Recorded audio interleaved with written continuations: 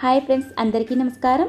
ఇవాళ మన ఛానల్లో మరో సరికొత్త రెసిపీతోటి మీ ముందుకు వచ్చేసానండి. ఇంట్లో తినడానికి ఏమీ లేనప్పుడు కారంగా పప్పు చెక్కలు చేసుకుని తిన్నారంటే టేస్ట్ అయితే బాగుంటుంది. అన్నీ కూడా మన ఇంట్లో ఉండే ఇంగ్రీడియంట్స్తోనే ఈ పప్పు చెక్కల్ని ఎలా తయారు చేసుకోవాలో చూపిస్తాను. సో లేట్ చేయకుండా వీడియోలోకి వెళ్ళిపోదాం. ముందుగా 2 టేబుల్ స్పూన్ సగ్గుబియ్యం, 2 టేబుల్ స్పూన్ పెసరపప్పు విడివిడిగా గంట పాటు నానబెట్టుకోవాలి. నెక్స్ట్ మిక్సీ జార్లోకి 5 పచ్చిమిరపకాయలు, అల్లం ముక్క వేసుకుని గ్రైండ్ చేసుకోవాలి. స్పైసీ ఎక్కువ కావాలనుకున్న వారు ఇంకా 2 ఎగ్స్ అయినా వేసుకోవచ్చండి. నెక్స్ట్ మిక్సింగ్ బౌల్లోకి 1 కప్పు పొడి బియ్యం పిండి వేసుకుంటున్నాను. 1 కప్పు అంటే దాదాపు 1/2 కేజీ పిండి పడుతుంది. అలాగే ఇందులోకి గంట పాటు నానబెట్టుకున్న పెసరపప్పు, సగ్గుబియ్యం నీళ్ళతో పాటే వేసేసుకోండి. ఈ పప్పు చెక్కలు మరింత టేస్ట్ కోసం 1 టేబుల్ స్పూన్ నువ్వులు వేసుకోండి. మీ దగ్గర ఉంటే వేసుకోండి, లేకపోతే క్లిప్ చేసేయవచ్చు. అలాగే 1 టేబుల్ స్పూన్ జీలకర్ర, 1/2 టీ స్పూన్ సాల్ట్ వేసుకోండి. చూసి వేసుకోండి టేస్ట్కి తగ్గట్టు.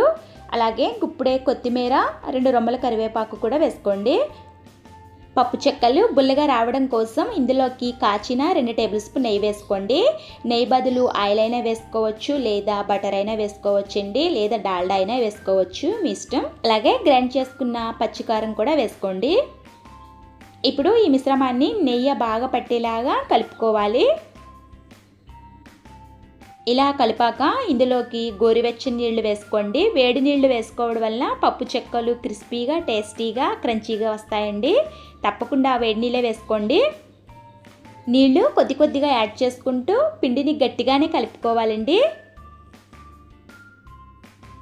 ఫైనల్గా ఇలా డోలాలాగా గట్టిగానే కలుపుకోవాలి. ఇలా రెడీ చేసుకున్న పిండిలో నుంచి కొద్ది కొద్దిగా పిండిని తీసుకుని రౌండ్ బాల్స్ కింద రెడీ చేసుకుని పక్కన పెట్టుకోండి.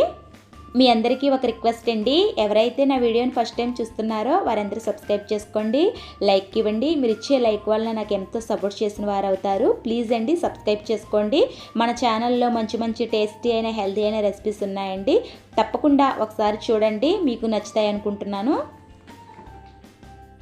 పిండి మొత్తం ఇలా బౌల్స్ కింద రెడీ చేసుకున్నాక ఇప్పుడు చేతికి ఆయిల్ కానీ నెయ్యి కానీ కొద్దిగా అప్లై చేసుకుని నేను వీడియో క్లిప్లో చూపించే విధంగా ఇలా చేతితోటి అప్పం కింద తయారు చేసుకోండి. వీటిని తయారు చేయడానికి చపాతీ పీట కానీ కవర్ కానీ ఏమీ అవసరం లేదండి. ఇలా చేతితోనే సింపుల్గా చేసుకోవచ్చు, ఎవరి సహాయం కూడా అక్కర్లేదు. ఇలా మీరే సింపుల్గా చేసుకోవచ్చు. కొత్తగా ట్రై చేసేవారు ఇలాగనే ట్రై చేయండి. ఇలా అన్నీ పప్పు చెక్కల కింద వత్తేసుకుని ఇలా రెడీగా పెట్టుకోండి. అన్నీ ఒకసారి చేసేసుకోవచ్చు. నెక్స్ట్ డీప్ ఫ్రైకి ఆయిల్ పెట్టుకుందాము. ఆయిల్ని బాగా హీట్ చేసుకోవాలి.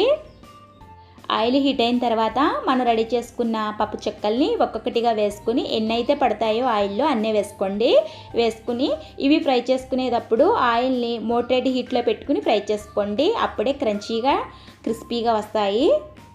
ఈ పప్పు చెక్కలు కారంగా, టేస్టీగా చాలా బాగుంటాయండి.